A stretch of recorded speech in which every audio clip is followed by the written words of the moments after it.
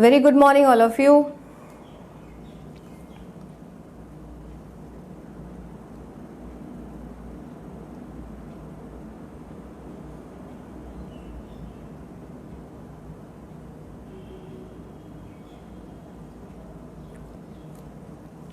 Good morning students, good morning TOB के जितने भी व्यूअर्स हैं, हमारे बंधुगण, आपका स्कूल और मोबाइल पे फिर से स्वागत है।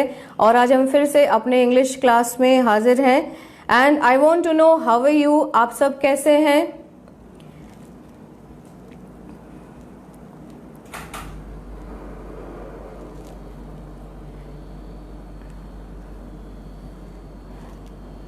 या जिस तरह की हम लोग हमेशा अपने क्लास की शुरुआत एक प्रोवर्ब के साथ करते हैं, लेकिन आज प्रोवर्ब मैं डायरेक्टली नहीं बताऊंगी। उसके पहले मैं एक छोटी सी कहानी आपके साथ, एक छोटे सा वाकयात मैं शेयर करना चाहूंगी।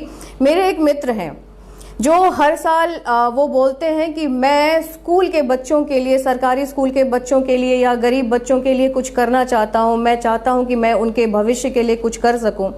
लेकिन लगभग 2-3 साल बीत चुके हैं इस बात को, और अब जब ये बोलते हैं कि हाँ मैं भी चाहता हूँ कि मैं कुछ करूँ, तो मैं अब समझ जाती हूँ, मैं मुस्कुरा देती हूँ कि ये बोल रहे हैं, तो मैं ही आगे से बोल देती हूँ नहीं नहीं, सही बात है, करना भी चाहिए, और सहायता करने से ही तो बच्चों का भविष्य आगे बनेगा।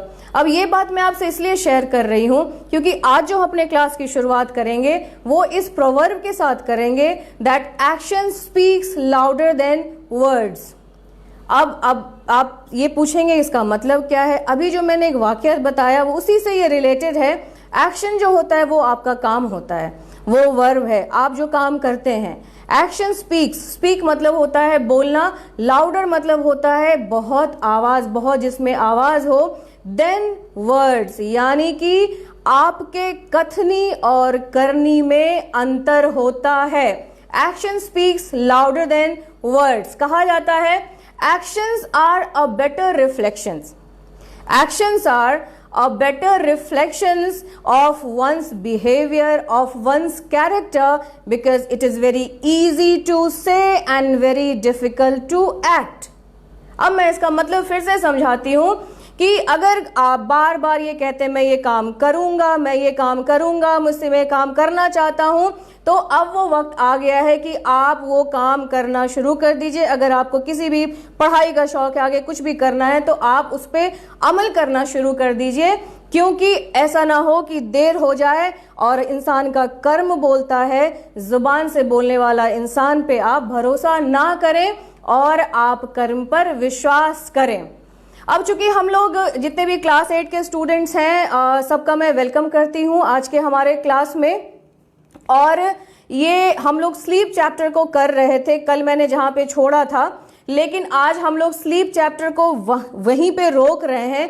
आज हमारे पास आपके लिए बहुत ही अच्छा एक मौका है। मैं कुछ क्वेश्चंस लेके आई हूं, क्विज हम लोग आज करेंगे, और बहुत ही सिंपल क्वेश्चन है, मुझे पता है 8 क्लास के बच्चों के लिए है, और वो क्वेश्चंस के जवाब आप कमेंट बॉक्स में देंगे। I hope comment box is working. Anybody, आप कोई बताएंगे कमेंट बॉक्स इज वर्किंग और not? Mudit ji, can you please tell me, क्या ये कमेंट बॉक्स काम कर रहा है, येस और नो? क्योंकि अभी को मैं कमेंट देख नहीं पा रही हूँ। TOB, I request you to say something, yes or no, comment box is working or not, because I cannot see any comment. I'll wait, मैं इंतजार कर रही हूँ।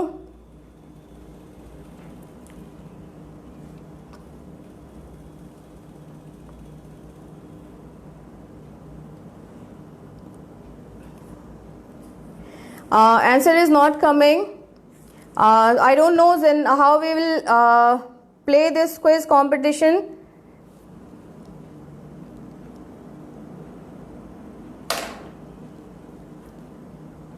Can anybody say?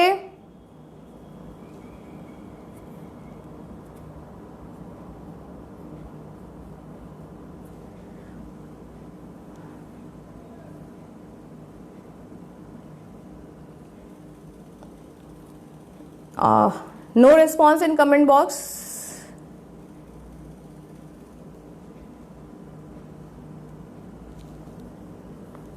Okay, no issues, हम लोग अपना क्विज शुरू करेंगे और आप जवाब देते जाएंगे और हम लोग जवाब को बाद में, जब मेरा क्लास ऑफ हो जाएगा उसके बाद I will check all answers और मैं वहां पे आपके जवाब को चेक भी करूंगी और मैं वो सही है या गलत वो जवाब भी दूंगी। आज हमारे पास लगभग 17-18 क्वेश्चंस हैं और आपके पास टाइम भी है लगभग 15-20 मिनट का और आप इस 15-20 मिनट में वो 17-18 क्वेश्चंस करेंगे। ये क्विज इसलिए है ताकि क्योंकि हमारे बच्चों को सबका जवाब पता होता है, कई क्वेश्चंस के जवाब पता होते हैं, लेकिन चूंकि वो इंग्लिश में रहता है, उसकी भाषा अलग होती है, तो उनको जानने में, उनको समझने में कठिनाई होती है कि क्या जवाब है नहीं है और उनको क्या उसका समझ नहीं पाते हैं, इसलिए वो जवाब नहीं दे पाते हैं। इस नो इशू, हम लोग आज का क्विज कंपटीशन शुरू करते हैं यहाँ पे और मैं आप स्क्रीन की तरफ कर देती हूँ स्क्रीन को, मोबाइल के स्क्रीन को, and we will start the quiz competition. Okay, we have 18 questions, हमारे पास 18 क्वेश्चंस हैं and I am moving towards question. और जो हमारा पहला क्वेश्चन है, मैं स्क्रीन कर दे रही हूं, यस, जो हमारा पहला क्वेश्चन है आप देख पा रहे हैं स्क्रीन को और वो है how many days in a year, how many days in a year, एक साल में कितने दिन होते हैं। How many days in a year, एक साल में कितने दिन होते हैं। 364, ए 363, बी 365। इसको हम लीप ईयर को हटा के करेंगे कि एक साल में कितने दिन होते हैं। आप जवाब देंगे कमेंट बॉक्स में 364, 363 और 365। ए बी सी इसमें से क्या सही है, आप जवाब फटाफट कमेंट बॉक्स में देंगे। There are how many days do we have in a year, एक साल में कितने दिन होते हैं। 364, 363 और 365। ओके, मुझे उम्मीद है कि आपका जो जवाब है वो कमेंट बॉक्स में आ गया होगा and I think comment box का जवाब काम नहीं कर रहा है। Okay, no issues, now we will move to question 2। हम लोग दूसरे क्वेश्चन पे चलते हैं। How many months do we have in a year. अभी हम लोग दिन की बात कर रहे थे एक साल में, अब हम लोग बात करेंगे कि एक साल में कितने महीने होते हैं। How many months in a year, एक साल में कितने महीने होते हैं। ए 11, बी 12 और सी 13। एक साल में कितने महीने होते हैं। ए 11, बी 12 और सी 13। 11 महीने, 12 महीने, 13 महीने। आप फटाफट दूसरे क्वेश्चन का जवाब कमेंट बॉक्स में लिखेंगे और मैं ये क्लास ऑफ होने के बाद I will check all the answers, मैं सारे आंसर्स को चेक करूंगी। एक साल में कितने महीने होते हैं, 11, 12 या 13। अब हम लोग चलते हैं क्वेश्चन नंबर 3 की तरफ। We will move to question number 3। अब ये देखिए, बहुत ही अच्छा क्वेश्चन है। What comes after 6? What comes after 6? यानी कि 6 के बाद क्या आता है। ये सारे क्वेश्चंस एक्चुअली ये इंग्लिश से जुड़े हुए नहीं है, लेकिन हम जानते हैं कि हम कोई भी विषय एक्चुअली हमें ये पता है कि कोई भी जो विषय है वो हम बिना भाषा के, चाहे वो हिंदी हो, इंग्लिश हो, कोई भी भाषा के, हमारे लिए विषय जो है वो पढ़ना कठिनदायी, बिल्कुल असंभव है। अगर हमारे पास भाषा है तो हम कुछ भी पढ़ सकते हैं, हम अपने मन में भी बात कर सकते हैं। अगर भाषा नहीं है तो हमारे लिए कठिनाई है, पढ़ना लिखना हमारे लिए कठिन हो जाता है। अब हम लोग तीसरे क्वेश्चन पे चलते हैं। दैट व्हाट कम्स आफ्टर 6, यानी कि 6 के बाद क्या आता है। 6 के बाद क्या आता है। 6 के बाद 7 आता है, 8 आता है या 9 आता है। 6 के बाद क्या आता है, 7, 8, 9। What comes after 6? आफ्टर यानी कि बाद। 6 के बाद क्या आता है, 7, 8, 9। ए बी सी, अपना जवाब आप कमेंट बॉक्स में लिखेंगे एंड मुझे पूरी उम्मीद है कि आपको क्वेश्चंस का आंसर बताने में करने में बहुत मजा आ रहा होगा, क्योंकि ये क्वेश्चंस आपके लिए है, ये कोई ऐसा हाई लेवल का नहीं है। मुझे पता है मेरे 8 क्लास के बच्चों के लिए क्वेश्चंस हैं, मैंने आपके लिए खासकर ये सारे क्वेश्चंस हमेशा बनाती हूँ, चाहे वो चैप्टर से हो या वो ईदर देन अलग से वो चैप्टर हो। तो आप सारे क्वेश्चंस का जवाब बताएंगे कमेंट बॉक्स में, मैं एक एक बच्चों का जवाब देखूंगी और आपको वहां पे कमेंट बॉक्स में जवाब भी दूंगी। Now we will move to, हम लोग क्वेश्चन नंबर 4 की तरफ चलते हैं। Let's move to the screen, screen को देखते हैं हम लोग। ओके, क्वेश्चन 4 ये इंग्लिश से है। How many consonants are there in English alphabet? How many consonants are there in English alphabet, यानी कि इंग्लिश अल्फाबेट। और अब इंग्लिश अल्फाबेट मुझे पूरी उम्मीद है कि सारे बच्चे मेरे जानते होंगे, जो इंग्लिश में जो अक्षर है, राइट, जितने भी इंग्लिश में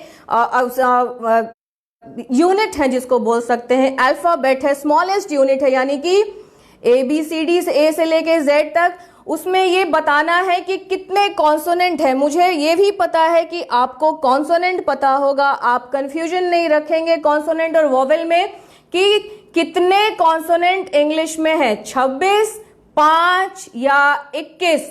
how many consonants in English alphabet? English alphabet में कितने कॉन्सोनेंट हैं? 26, 5 या 21। 26, 5 या 21, इसमें से कौन सा सही जवाब है आप कमेंट बॉक्स में लिखेंगे। There are how many consonants in English alphabet? English alphabet में, इंग्लिश अक्षर में, जो कि अच्छा मैं नहीं बताऊंगी उसमें कितने कॉन्सोनेंट्स हैं, आप कंफ्यूज्ड ना होंगे। आपको पता होना चाहिए कि what is consonant and what is vowel and what is alphabet. And I know, मुझे पता है कि आपको जवाब बहुत अच्छे से पता है, 26, 5 या 21। अब हम लोग चलते हैं क्वेश्चन नंबर 5 की तरफ। आप ध्यान से देखेंगे स्क्रीन को। Which is not a flower?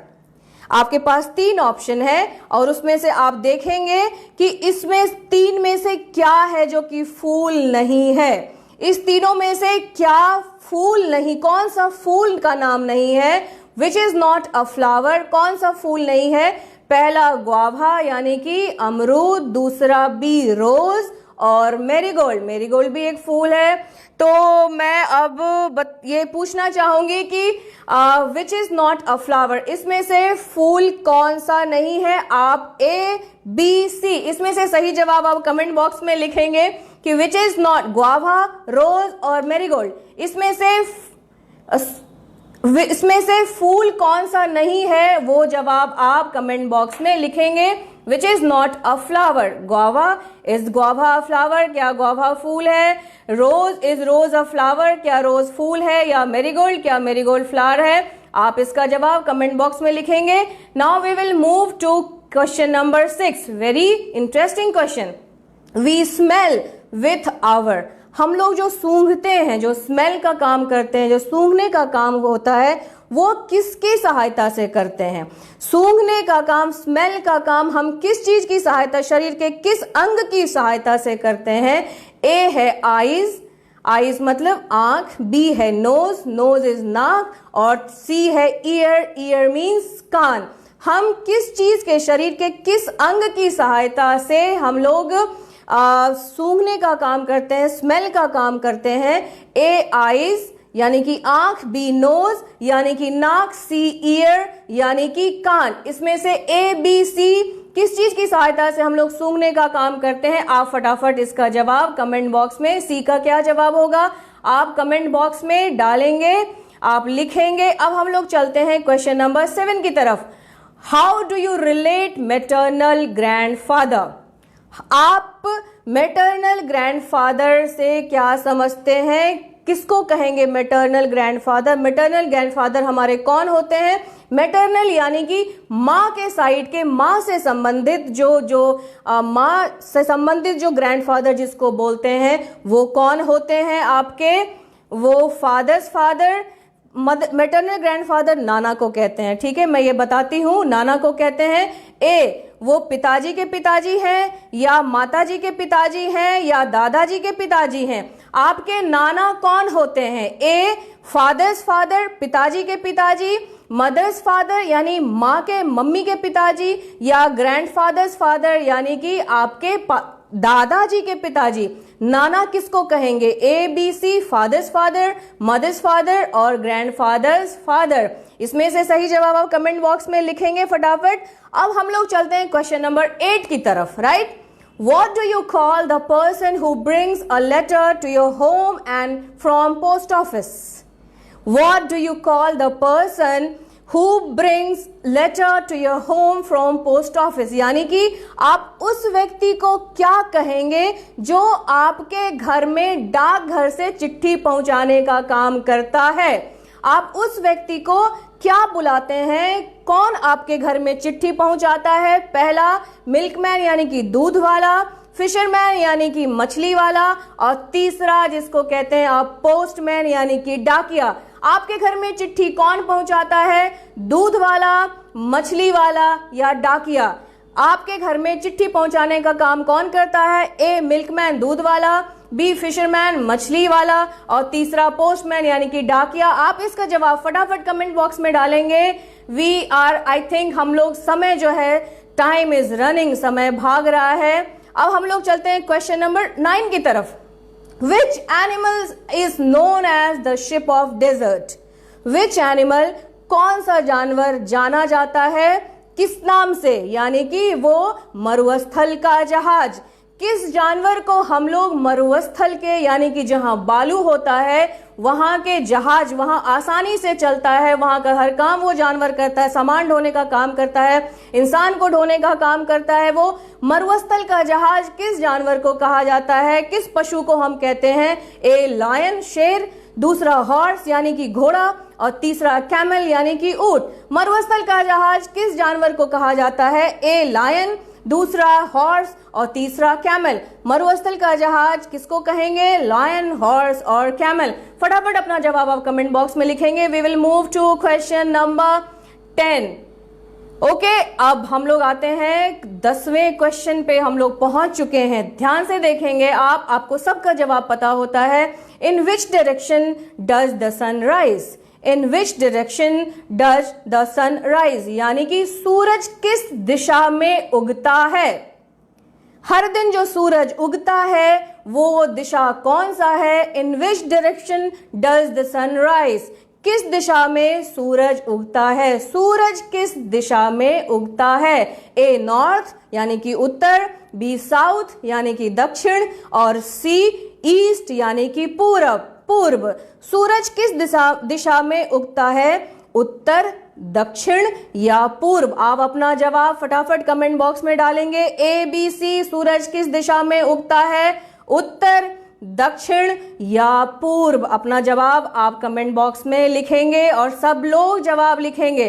अब हम लोग आते हैं फिर से 11वें नंबर क्वेश्चन पे, और क्वेश्चन है विच वॉवेल इज मिसिंग। अब ध्यान से देखेंगे, आपके स्क्रीन पे वॉवेल दिया हुआ है। हमें पता है कि 5 वॉवेल होता है। इसके पहले भी हमारा क्वेश्चन था वो कॉन्सोनेंट के बारे में, तो 5 वॉवेल है। आप देखेंगे विच वॉवेल इज मिसिंग, इसमें से ए ई डैश ओ यू एक वॉवेल जो है वो मिसिंग है, तो आप कमेंट बॉक्स से देखेंगे जी एच आई।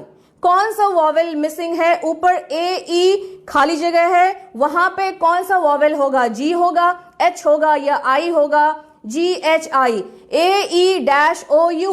इस 5 वॉवेल में से एक जो वॉवेल है वो मिसिंग है, और उसमें से आपके जवाब बॉक्स में से कौन सा जवाब बिल्कुल सही होगा आप इसको कमेंट बॉक्स में लिखेंगे। कौन सा वॉवेल मिसिंग है? जी एच आई। इस तीनों में से कौन सा वॉवेल है जो कि ए ई के बाद आ सकता है? आप अपना जवाब बिल्कुल सही कमेंट बॉक्स में लिखेंगे। अब हम लोग चलते हैं क्वेश्चन नंबर 12, यानी कि ये क्वेश्चन हम लोग कर भी चुके हैं और मुझे पता है आपका जवाब बिल्कुल सही होगा। How many colours are in rainbow? How many colours are in rainbow यानी कि इंद्रधनुष में कितने रंग होते हैं? इंद्रधनुष में कितने रंग होते हैं? ए 6, बी 7, सी 8। 6, 7, 8। इंद्रधनुष में कितने रंग होते हैं? 6, 7, 8। How many colours are in rainbow? Rainbow में यानी कि इंद्रधनुष में कितने रंग होते हैं? 6, 7, 8। आप अपना जवाब कमेंट बॉक्स में डालेंगे। इसमें से कौन सा ऑप्शन सही है? 6 रंग होते हैं, 7 रंग होते हैं या 8 रंग होते हैं? किसमें? इंद्रधनुष में। अपना जवाब आप लिखेंगे। Now we will proceed, move forward towards question number 13 की तरफ चलते हैं। Which is the most spoken language in the world? इसमें बच्चे फंसेंगे। कहते हैं कि which is the most which is the most spoken language in the world, यानी कि दुनिया में सबसे ज्यादा जो भाषा का इस्तेमाल होता है, जो यूज होता है, जो बोली जाती है, वो कौन सी भाषा है? पहला इंग्लिश, अंग्रेजी, बी मैंडेरियन, ये जो मैंडरिन है ये चाइनीज बोलते हैं इसको, और सी जापानीज। दुनिया में सबसे अधिक बोले जाने वाली जो भाषा है वो कौन सी भाषा है? फर्स्ट इंग्लिश, दूसरा मैंडरिन और तीसरा जापानीज। इस तीनों में से दुनिया में सबसे अधिक भाषा कौन सी बोली जाती है? मुझे पता है कई बच्चे इसका जवाब भी देंगे। इंग्लिश, मैंडरिन चाइना में बोली जाने वाली भाषा है, चाइनीज है ये। इंग्लिश, मैंडरिन, जापानीज, इसमें से कौन सी भाषा दुनिया में सबसे अधिक बोली जाती है? आप अपना जवाब जो लगे आपको बिल्कुल करेक्ट है वो ऑप्शन आप कमेंट बॉक्स में लिखेंगे। Now we will move to question number 14, और क्वेश्चन नंबर 14 है how many years are there in a century? कहते हैं कि how many years are there in a century? एक शतक में, एक सेंचुरी में कितने साल होते हैं? एक शतक में और कितने साल होते हैं? 100, 1000 या 10,000? एक शतक में, शतक पे आप ध्यान दीजिएगा, आपको जवाब मिल जाएगा। एक शतक में कितने साल होते हैं? 100, 1000 और 10,000। एक शतक में कितने साल होते हैं? 100 साल, 1000 साल या 10,000 साल? मुझे पता है अगर शतक आप समझ गए होंगे तो आप जवाब बहुत ही आसानी से इसका दे देंगे। Now we will move to question number 15। ये पता है इसका जवाब सारे बच्चे लिखेंगे क्योंकि 8 क्लास में आराम से वो डेमोक्रेसी समझते हैं, लोकतंत्र समझते हैं। इसका जवाब भी आप दे देंगे। The largest democracy in the world, दुनिया में सबसे बड़ा जो लोकतंत्र है, लोकतांत्रिक जो देश है, वो लोकतंत्र कहाँ का है? अमेरिका, नेपाल और इंडिया। दुनिया का सबसे बड़ा जो लोकतंत्र है वो कहाँ है? अमेरिका, नेपाल और इंडिया। डेमोक्रेसी आप ध्यान देंगे, लोकतंत्र की बात हो रही है यहाँ पे। सबसे बड़ा जो लोकतांत्रिक देश है, सबसे बड़ा जो लोकतंत्र है वो किस देश में है? America, Nepal, India. भारत, नेपाल और इंडिया। इसका जवाब आपका सही आना चाहिए, आपको पता होना चाहिए इसका जवाब, क्योंकि आप क्लास 8 के स्टूडेंट्स हैं। 6 से ही लोकतंत्र शुरू हो जाता है, इसलिए इसका जवाब मुझे उम्मीद है कि सब सही देंगे। दुनिया का सबसे बड़ा लोकतंत्र कहाँ है? अमेरिका है या नेपाल का है या भारत का है? इसका जवाब आप कमेंट में। अब एक तस्वीर आपके सामने आ रही है, इसको पहचानेंगे आप और सही से आप जवाब भी देंगे। ये तस्वीर को आप पहचानिए और बताइए ये तस्वीर किसकी है। आप इस तस्वीर को पहचानिए, ये कौन है, ये किसकी तस्वीर है? क्या ये राजेंद्र प्रसाद जी हैं? क्या ये महात्मा गांधी हैं? या ये सर्वपल्ली राधाकृष्णन जी की तस्वीर है? ये तस्वीर किसकी है? राजेंद्र प्रसाद, महात्मा गांधी या सर्वपल्ली राधाकृष्णन? आप इस तस्वीर को बिल्कुल गौर से देखिए और बताइए ये तस्वीर किस महान व्यक्ति की है? भारत के किस महान व्यक्ति की तस्वीर है? राजेंद्र प्रसाद, महात्मा गांधी या सर्वपल्ली राधाकृष्णन? आई होप, मुझे उम्मीद है कि आपने ये तस्वीर बहुत अच्छे से देख ली होगी और आप जवाब भी दे दिए होंगे। अब हम आगे बढ़ते हैं। 16वें क्वेश्चन हमारा हो चुका है। बढ़ते हैं 17वें क्वेश्चन की तरफ। Number 17 question. एक और आपके पास पिक्टोरियल क्वेश्चन आ रहा है, एक और क्वेश्चन आ रहा है जो कि तस्वीर से रिलेटेड है। आप बिल्कुल ध्यान से देखेंगे, एक तस्वीर आपके सामने आ रही है। ये जो मॉन्यूमेंट है, ये जो जगह है जो आप देख रहे हैं, ये कहाँ की तस्वीर है? ये क्या है? क्या इंडिया गेट है, ये ताजमहल है, या ये गेटवे ऑफ इंडिया है? ये तस्वीर किसकी है, किस प्रदेश, किस जगह की है, मॉन्यूमेंट की है, राइट, स्मारक की है? इधर इट इज इंडिया गेट, क्या ये इंडिया गेट है, क्या ये ताजमहल है, या ये गेटवे ऑफ इंडिया है? ये तस्वीर किस जगह की, किस स्मारक की है? Is it India Gate, is it Taj Mahal और गेटवे ऑफ इंडिया? मुझे पता है आप इसका भी जवाब बिल्कुल सही देंगे, कंफ्यूज्ड नहीं होंगे। Is it India Gate, Taj Mahal और gateway of India? Now we have only one question left and that is question number, आपके सामने एक और पिक्टोरियल क्वेश्चन है जो कि हमारे आज के क्विज क्लास का आखिरी क्वेश्चन होगा। आपके सामने एक बहुत खूबसूरत से एक बर्ड, एक चिड़िया की तस्वीर आ रही है और आप सब पहचान गए होंगे आवर नेशनल बर्ड, ये हमारा राष्ट्रीय पक्षी है, ये भारत का राष्ट्रीय पक्षी है और आप इसका नाम बताएंगे क्या है? इज इट क्रो, क्या है ये, कौवा है, मोर है या स्पैरो है? ये क्या है? ये हमारा राष्ट्रीय पक्षी, मैं इतना हेल्प कर देती हूं आपका। इज इट क्रो, पिकॉक और sparrow? Is it crow, A crow, B peacock and C sparrow? ये जो तस्वीर आपके सामने स्क्रीन पे है, which is what kind of bird it is? Is it crow, peacock और स्पैरो? ये तस्वीर किसकी है? पिकॉक की है या स्पैरो की है या क्रो की है? और ये जवाब तो सबका ही सही आया होगा। Now our time is up और मुझे उम्मीद है कि आपके सबके जवाब बहुत अच्छे से आए होंगे, बिल्कुल सही आएंगे। और आज का सेशन खत्म करने से पहले कल हम लोग फिर स्लीप चैप्टर में एंटर करेंगे और तब तक के लिए मैं गार्जियन से, अपने सारे शिक्षक बंधु से और आप बच्चों से ये कहना चाहूंगी, बहुत अच्छा प्लेटफॉर्म है ये, बहुत ही अच्छा मुहिम है। आप इसको जितना आप जागरूकता फैलाएं, आप लोगों तक इस संदेश को पहुंचाएं कि कम डोंट मिस द स्कूल, आओ और स्कूल को हम मिस ना करें। तब तक बच्चों stay safe, stay healthy and stay home. घर में रहें, स्वस्थ रहें, सुरक्षित रहें, क्योंकि आपका घर में रहना ही अभी सबसे उत्तम और भला काम है। आप अपनी रक्षा भी करें और आप समाज की भी रक्षा करें। हम लोग कल फिर से इंग्लिश क्लास में 11:05 में मिलेंगे। तब तक okay, have a nice day, take care.